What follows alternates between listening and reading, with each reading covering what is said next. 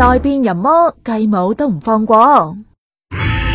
有人魔富少之稱嘅李宗瑞，雖然唔係靚仔明星啊，但富二代嘅身份已經夠佢中環夜店揾食。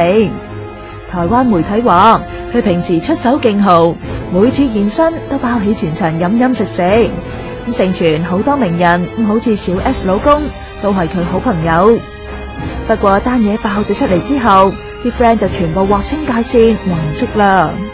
而唔少女星，包括傳聞受害嘅吳亞興就勁大壓力。但最爆嘅係李宗瑞連自己繼母都唔放過，更有傳繼母因姦承認。至於佢嘅犯案手法，通常都係先喺夜店灌醉目標，借啲嘢送人翻屋企，其實就帶翻自己屋企，再落藥迷姦兼偷拍性愛過程。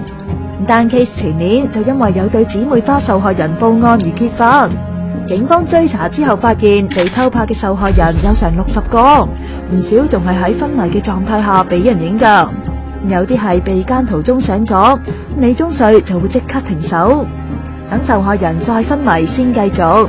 李宗瑞仲好有系統咁用受害人嘅中英文名幫啲片開 folder 分類。當局查咗成年，李宗瑞舊年7月底趁打風潛逃，不過黑白兩道都咬住佢唔放，警方懸紅20萬台幣捉佢，全民捉聯邦仲出到500萬台幣添。走投無路嘅李宗瑞最終喺上年8月23號自首。